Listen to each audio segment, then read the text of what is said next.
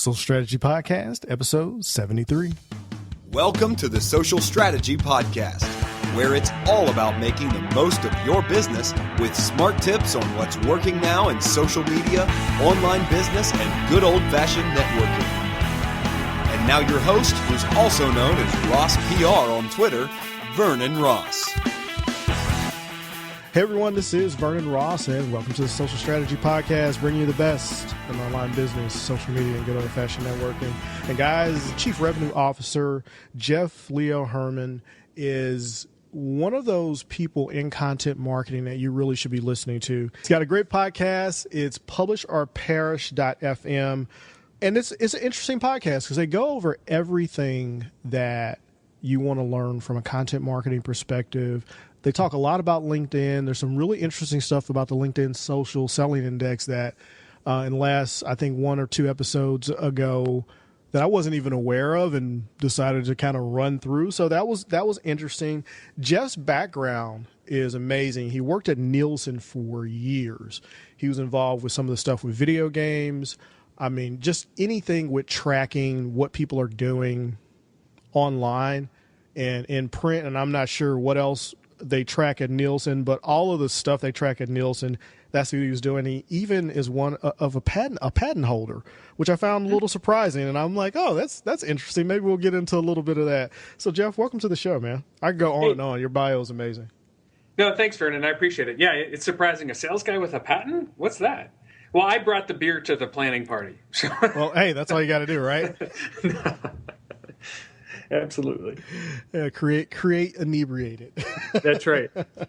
So, Jeff, how did you get into the whole content marketing thing from being a Nielsen guy, which is primarily television research, right? Yeah, exactly. So, Vernon, I spent 15 years at the Nielsen company working with the largest enterprise brands like the P&Gs and the General Mills of the world, and also the large media companies, Fox, Disney, Turner, and spent a lot of time helping them assess their advertising effectiveness. And initially, with television, who's the audience consuming the ads? And then basically that evolved into emerging media platforms like video game and mobile media measurement and online measurement. And the goal was always to determine, how are these new platforms impacting consumers, content consumption? And then how can we better reach them through advertising? And so seeing the brands throw, just billions of dollars at interrupting people, I gained a great appreciation and respect after I left Nielsen for the practice of content marketing, which is educate and inspire and really build a loyal audience and, provide that support and resource. So brands really, instead of interrupting people with advertising, become a resource and a trusted advisor to them and build that relationship. And I just find it's a more effective way to go forward than, with great context versus kind of the formerly known carpet bombing approach to advertising. Right. So now as the Chief Revenue Officer at Fathom, how does your experience with Nielsen play into what's currently, I guess, inbound marketing and what you were saying, basically relationship building and, I guess, lead nurturing? Mm-hmm. Mm-hmm. Yeah, and a lot of it has to relate to kind of the relative choices that we all have. So the consumer is out ahead of all of us, right? So the consumers are quickly adopting new platforms, new social channels pop up like Snapchat, coming on strong. Now it's leaning in. The demographics are broadening for Snapchat, for example. Mm-hmm. So relatively speaking, like, what do I do with these new platforms? How do I address it? Do I even care about it? And how do I integrate that into my broader growth strategy? And you could live at that channel level. I need to do SEO. I need to do paid media. I need to spin up a marketing automation, nurture marketing strategy. But it all has to kind of relatively work together to just from the consumer, the buyer's journey standpoint, and really focus on the buyer's journey versus the company's growth strategy per se. Right. How would a business do that? Say, for instance, I'm a dentist. I own a fairly successful practice, and I want to zoom in on that. How do I do that? Yeah, and it is literally just we call it the customer journey map. And you think about the stages that a consumer goes through from status quo, I don't have a problem, I don't think, all the way through problem recognition, research, consider, compare, decision making, selection, and then continuation. So that's the consumer's mindset.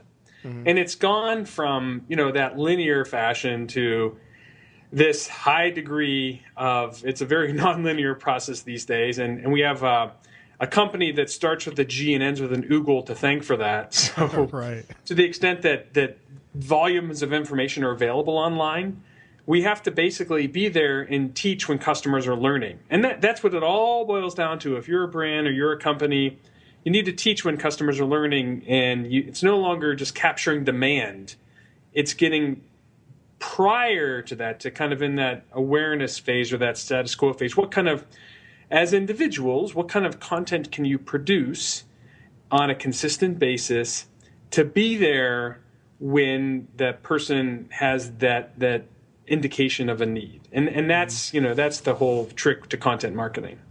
So why do you think so many people misunderstand what content marketing is, and they think that just a blog post is marketing content? Or I guess more of the question I want to ask is, why do you think so many businesses, medium to even large businesses, trust the creation of their content to outside agencies that don't necessarily understand their business? Right. I mean, that's a great perspective, a great way to look at that, because what's most critical is telling a story and engaging with the audience and building an audience first and building that relationship first. Mm-hmm. And the role of content and the role of publishing a point of view. So if you think about, say, a enterprise B2B technology firm, let's just use them for an example. We did formerly, and this is where I'll put my sales hat on. Sales thrived on asymmetrical information, and salespeople drove the agenda. Salespeople were there to basically disseminate information to prospects and customers as they saw fit. And, customers were mostly in the dark until that sales professional chose to reveal certain things. They had to do a lot of digging and a lot of, it just took lots of time and effort. Sure. Once again, and we're in the online world where we're information soaked, right? We literally have access to volumes of information. And so consumers can find out what they want when they want it.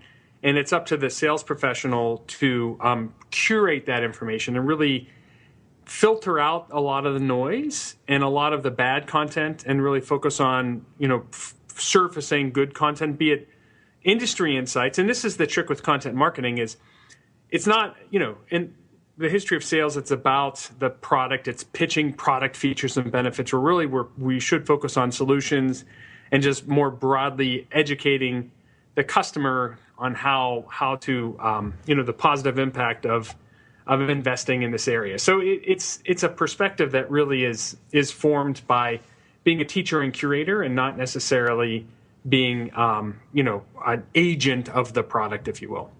Yeah, that kind of brings up, I guess, a thing that happened here recently in the news, or sort of news, at least online and social. I think it was BMW's birthday, and Mercedes tweeted "Happy Birthday" to BMW.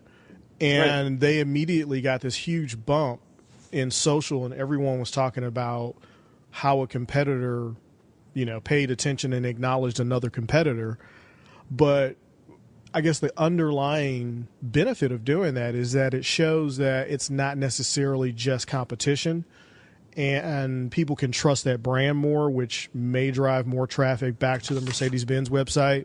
So, their content could then maybe start educating the consumers that were BMW fans that are now looking at Mercedes because of this kind of thing that they would do to draw attention to another brand, but also drawing attention to themselves for not being super competitive all the time.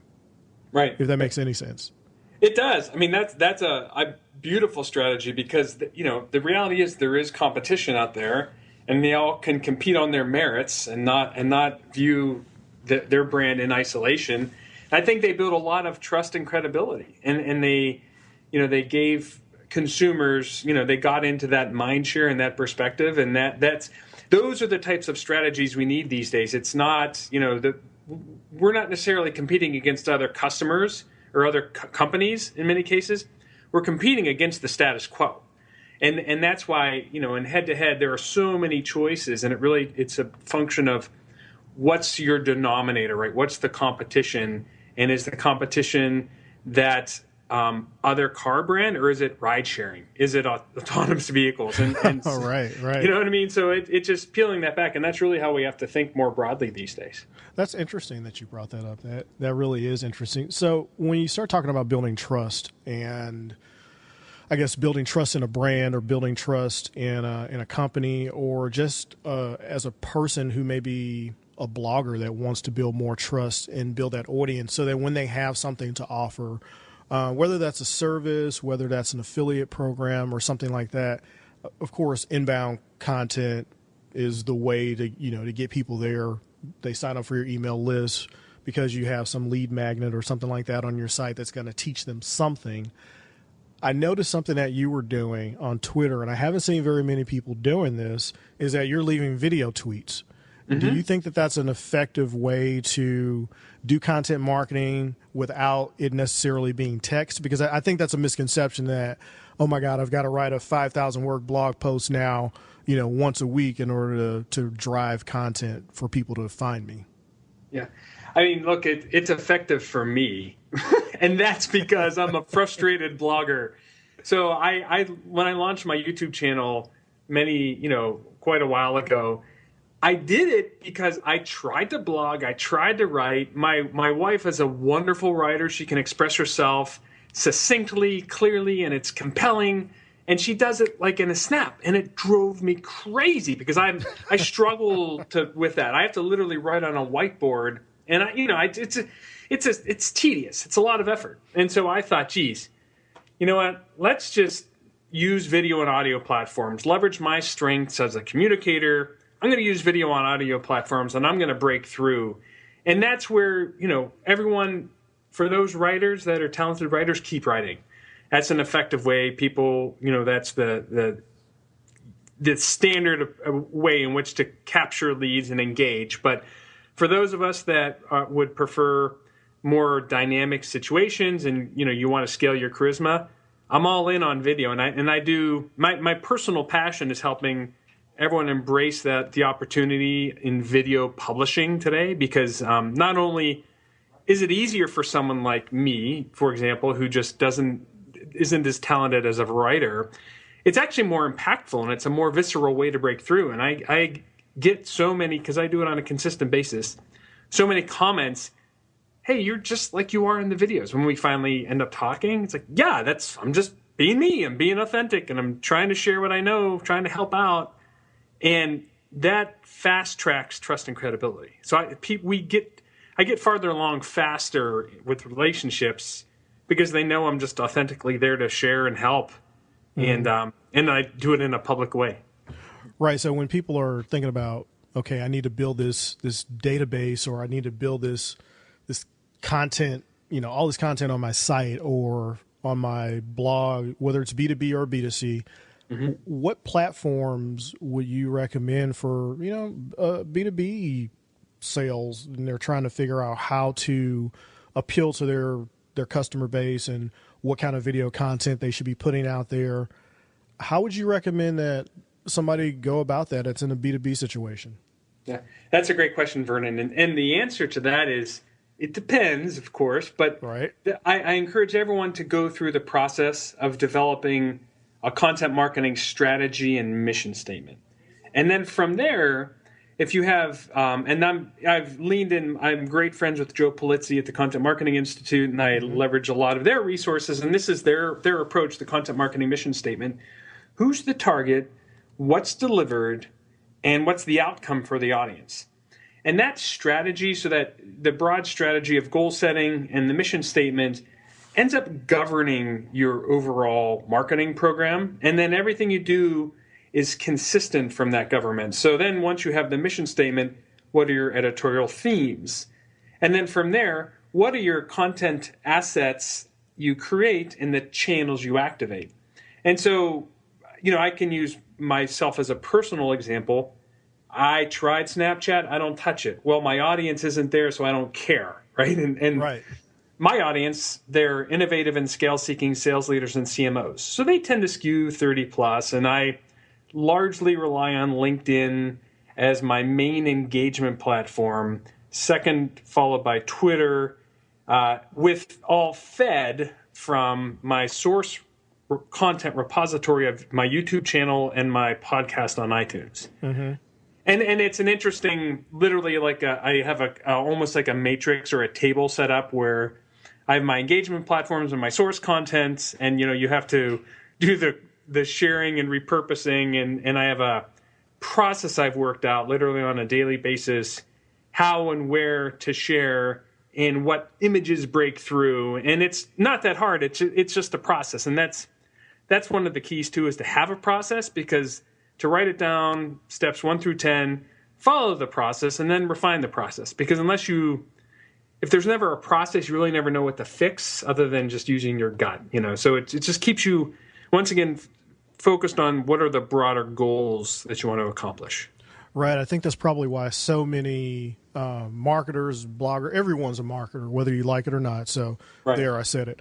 But I think that's one of the reasons that people get so frustrated is because they don't know, well, how effective is this content that I'm putting out? How effective is this blog post? How effective is this video? They'll do it once or twice, and then they can't measure it because the second half of producing that content on whichever channels are the strongest for you is, does it convert? Mm-hmm. Mm-hmm. So would you talk about that a little bit? Because I'm pretty sure you're right on the money with that one. Yeah. And boy, that's sometimes if you're lucky, you get instant conversion and instant dialogue and instant traction. And in other cases, you have to go 6 to 9 months to a year of crickets. Yeah. Right. And it depends, right? And the point is to just keep going and just keep producing. And if you're passionate about growing your business and sharing your knowledge and expertise and being a resource, I would just keep going, because I'm still refining my content. And the clients I work with, it's a constant refinement, but you have to commit to putting out good, valuable, problem-solving content on a consistent basis. And that process of constantly refining it is important. But you just can't sit in the room and dream and think about the perfect solution. You just have to literally try and be prepared to be embarrassed. And I look at some of my earlier YouTube videos, and it's very embarrassing. I had hacked lighting. I mean, I was, I was using like contractor supplies, right? I have access to contracting, lighting equipment, and I was like rigging stuff up in my office, and it was really hacky. And I finally, invested only like $50 in a lighting kit from Amazon just to get a little more pro look on it. But right. It's funny. I mean, it's literally a process. If you're committed and you want to really break through and build that trust and credibility, it's really the best way to do it is just to publish and share that on a consistent basis. Yeah, you echo something that Gary Vaynerchuk was talking about with he has a video talking about no overnight success. Mm-hmm. And the fact that so many people, when they want to start putting their information out there to build their business or bring in more leads to their business, revitalize their business, whatever they're doing with trying to get attention, that they give up too quickly. Mm-hmm. And how many shows he had to do before people start watching Wine Library TV. So right. Yeah, that's really interesting. Do you on LinkedIn, where do you find that your time is most effective, and what would you recommend for people to start at? So this is called the social selling process. And so social selling is a coin that was termed a couple years ago, primarily driven by LinkedIn, because the social selling movement is leveraging your professional social network to find the right prospects and build relationships. And that agenda is primarily driven by LinkedIn.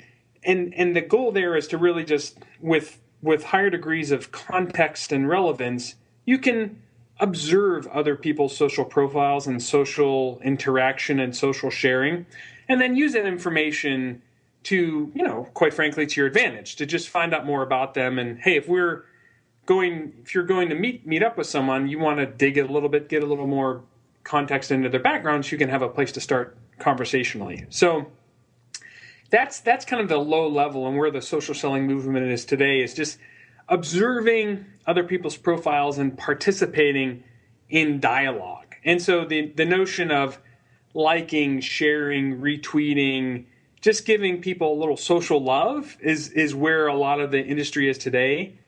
My goal is to take everyone up the social selling maturity curve and not only evolve beyond being an observer and a participant, and I call that level 1 and 2, into being level 3, curator, or level 4, where you really build authority in your space as a creator. And so the best way I leverage LinkedIn is, first and foremost, I put forward my point of view or, problem-solving content and put that out there on a consistent basis. And I've built a behavioral expectation that I will deliver some piece of video, some video asset every Friday morning and just initiate a conversation. And then tagging other people, because I have a network of people that we commonly talk about this topic. I tag other people, but the goal is to keep extending that conversation because that keeps you surfaced in the feed in LinkedIn for now. So for now, there's not, LinkedIn isn't doing the degree of organic suppression that, say, Facebook has done. Mm-hmm. But yeah, I would literally just start. The easiest place to start is just to start dialoguing and commenting and sharing on other people's posts and, play at that observer participant level, but then really strive to launch a content marketing strategy and get out there as a creator and take pride in your knowledge and expertise and know that you have the opportunity to express yourself, because anyone with passion, commitment, and an iPhone can build a global audience. Oh, I love that one. But you're so right. That's awesome, man. That is awesome. So the part that you're passionate about, the creating video, the mm-hmm. Helping people to understand how to create that content. Give me like 2 or maybe 3 tips, or maybe just one really just killer tip on how does someone understand where they should get started with content marketing. Right. That's where to get started. And this is, I have one of my videos on the YouTube channel is 10 steps to launch a YouTube channel. So, yeah, I saw that. And where to literally get started is the big question I get. What do I say? Who wants to hear from me? Like, why would anyone want to hear from me? And the point is, they do want to hear from you because they want to know you as a person and not see you as just this superficial, say if we're an entrepreneur or in sales, just this superficial agent of the company, but you as an individual. So to get started, I often recommend, look, you don't have to have original thoughts, but you certainly can curate and give proper, sourcing to other people's thoughts. And so that role of just taking industry insights on a consistent basis and discussing industry insights, and it be it a state of the market, macroeconomic trends, micro trends within your industry, what have you, but just starting with that, commenting and curating other people's content is a great way to start, because that's really how you start to build your voice, because you start to then express opinions around that content and you're commentating, and then you kind of hit upon something that works, and you see the engagement coming and the comments coming on, say, LinkedIn or Twitter. And that's, an example that I have. I have this line, I transform sales leaders to thought leaders through content marketing and social selling. And that line popped on Twitter. And that's what I talked about at Content Marketing World last year, is literally how do you transform sales leaders to thought leaders? And that resonated because that's a common topic. And that's a lot of people think salespeople should never blog because they shouldn't do it, and right, for all the reasons we mentioned before. So I found that little line that stuck, and I worked with it, and then it kind of led me to this broader strategic agenda of just putting forward supporting everyone on their path to being a video publisher. No, that's awesome. Yeah, I actually, there was a conference that I was a part of this past week, UMSL Digital Conference. It's called the Midwest Digital Marketing Conference. It's actually, this is the largest one in the Midwest. I'm on that board, and I was talking to a recruiter, and she goes, I'm terrified to put our recruiters on social because I don't understand what they're going to do. They don't really want to be on social. They think it's useless except for just finding, candidates to call. Other than that, what are they going to do? How do you talk about recruiting on social media? And I'm like, well, you don't talk about recruiting on social media. Exactly. You talk about all the other things that would attract the type of candidates that you want. And she's like, okay.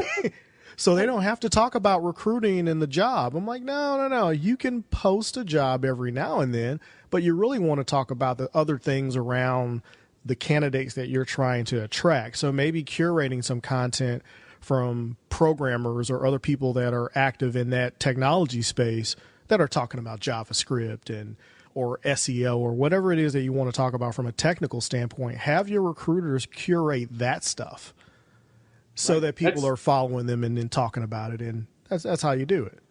This $1 million advice, Vernon. Seriously, that's worth its weight in gold. That was for free.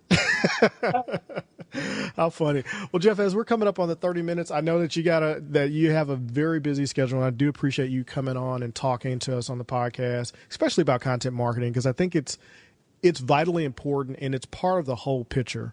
And I think that people are losing the perspective on it because, I've got to get SEO. And I was listening to another podcast called Marketing on the Wire. It's with a buddy of mine from Anchor. It's a social network that's audio only. I'm not sure. Are you familiar with Anchor? Have you used it yet?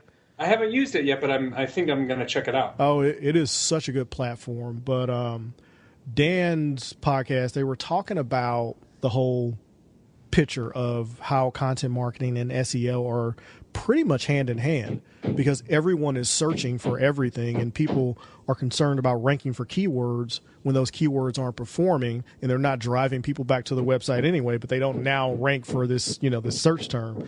So I don't know. I just think it's interesting how content and SEO play into each other. Would you agree that they're pretty much one and the same? Absolutely. In our firm, we grew up as an SEO shop and literally cut our teeth in SEO, more than 10 years ago, and had to evolve to embrace content marketing more broadly because, the tactics of SEO have been largely commoditized by WordPress. Mm-hmm. There's still lots of technical nuance to SEO, so I wouldn't want my SEO colleagues to hear me say this. But yeah, the practice of being authentic, putting out great, helpful, problem-solving information to teach when customers are learning is the way forward. And then finding a partner that can really do the technical optimization because there still are lots of methods to get in there and make sure that it's technically optimized to perform. Right. Well, that's awesome, man. I wanted to let people know you can find Jeff on Twitter at Jeff L. Herrmann. That's with 2 N's, HERMANN on Twitter. 2 R's and 2 N's. Oh, yeah, that's right. 2 R's and 2 N's. 2 N's. So it's a very unique spelling. You should be able to find it. What other places do you want people to find you online?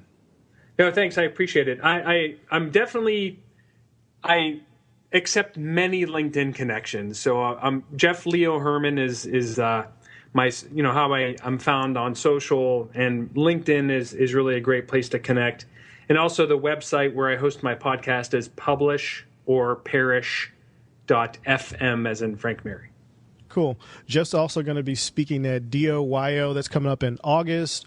That's a digital marketing and interactive design conference. It's in Youngstown, Ohio. So if you're anywhere in the Midwest, it's a quick drive to Ohio, or if you're in the Ohio or actually anywhere in the country, Ohio's a pretty central location and pretty quick to get to. This is probably going to be one of the conferences that you want to attend. I looked at the speaker list, and besides Jeff being there, there's some really great names that are going to be there. And I'm pretty sure there's going to be a content-packed conference that you don't want to miss. And, of course, you're speaking again at Content Marketing World this coming up year. I'm probably going to make it this year, so I'm looking forward to meeting you in real life and that'd be great. Checking out some of the stuff that's going on. That's an awesome conference to be speaking at. and definitely one of the things on my to-do list to get invited to speak at that one year. Yeah, it's a phenomenal conference. The CMI does a great job of putting on Content Marketing World every year. Learn so much every year. Well, cool. Well, guys, definitely check out Jeff's YouTube channel and his LinkedIn. You can find everything out on LinkedIn, out on his website. I'm going to have all of that stuff in the show notes. So, Jeff, thank you so much for coming onto the podcast. Vernon, it was a blast. I really enjoyed talking to you today. Thank you for that $1 million advice. Cool. Definitely appreciate it, man. All right. Hey, have a great one. All right. All right, you too. Thank you. Sure. Hey guys, that was a great interview with Jeff. I really did enjoy that. Lots of information about content marketing, what you really should be doing with content marketing, and I mean, just so much valuable information. If you don't remember anything from this interview, remember this: anyone with passion, commitment, and an iPhone can build a global audience. And that was a quote from Jeff, that anyone with an iPhone, with a microphone, with a camera, you can build a global following. I've done it. And I know that it's possible with consistency. So if you are wondering, how do I ever win in this content game? Start creating content. It really doesn't matter when you start how good you think it is. The fact that if you put any thought, any effort into it, and you're actually providing information that people can use that's valuable, if you do that consistently enough, you're not going to have to worry about it being good enough. Trust me, it will be. If you put effort into it, it's going to be good enough. People are going to get value out of it, and you can grow your audience through content marketing. This was just a really good conversation. I enjoyed it. I learned a lot about Jeff and what he does, and all of his past experience as a Nielsen guy helps him drive really good content online. And he's making awesome use of video on his YouTube channel. So definitely check him out. All of his links are going to be in the show notes. Definitely check out the Publish or Perish podcast. Loved it. Listening to it now. It's now on my Overwatch. I think Overcast. Overwatch is a video game. Overcast podcast app is the one that I'm currently using, although I jump back and forth between that, the Spreaker app, and the Podbean app. So as we wrap it up, I wanted to tell you guys about a couple things. New friends to the podcast, Uber. That's right, Uber, the ride-sharing service, is a new friend of the podcast. Yes, of course, I am an affiliate. The FTC requires me to say that. So if you do click on a link, there is a chance that I might get 2 or 3 cents for you clicking on that link. Well, I'll make some money on it. But as you guys know, I am an Uber driver. I do drive for Uber occasionally when I have some free time. There's going to be a YouTube link in the show notes that is actually going to point to my YouTube video explaining why I'm an Uber driver and why I think you need to consider driving for Uber. If you're a hustler or if you are an entrepreneur, which makes you a hustler, out there doing stuff, trying to make money and trying to create and establish another stream of income, you definitely want to check out Uber. Also, I'm giving away some free rides on Uber, $20 worth of rides on Uber with the code that's going to be in the show notes. So definitely check out the promo code because it is going to save you money. It is 20NEW, new rider or new ride Uber, 20 new ride Uber, all one word. It's going to be in the show notes. You'll see it out there. It's also on the Friends of the Podcast link. So if you just go out to the website, vernon@vernonross.com or vernonross.com/friends, you'll find it right there. Along with everyone else, like Telstream with ScreenFlow. Guys, you got to get the new ScreenFlow. You can make your own GIFs. There's some advanced audio editing, multi-track editing in ScreenFlow. I am loving it. You guys, I use this all the time. I use ScreenFlow probably once every other day. And sometimes daily, I use ScreenFlow to make little videos for clients or for people. So, by the way, if you need an Instagram video, I do that stuff all day, every day for like $20-$30. They're quick and easy to do. I use between ScreenFlow and Powtoon. Those are like my go-to video production things for quick videos, quick low-cost videos for people, for Instagram, for stuff like that. So definitely check out that program, ScreenFlow, on the Friends site, vernonross.com/friends. All of the products that I use personally are the only ones that I actually recommend on that page. So I'm not an affiliate of things just because they pay. I'm an affiliate of things because I like them, I use them, and they're valuable to me, my business, and anyone that I work with. So I'm going to go ahead and get out of here, guys. Today happens to be the day, on a somber note, and sort of somber note, that Muhammad Ali passed away. So go out, look up his quotes, because there are some quotes from Muhammad Ali that really are valid at any point in time. So go out there. I'm not going to throw any of his quotes here in the wrap up, but just Google them or go search on Twitter. There's some stuff out there that will definitely make you reflect. And I just remember watching them when I was growing up, and such a positive influence on me and everyone around me. Everybody wanted to be just like him. So with that, I'm going to go ahead and get out of here, and I will see you in the next episode. Come here. Tell him, what are we going to do? You're going to float like a butterfly and sting like a bee. Ah, rumble, young man, rumble. Ah!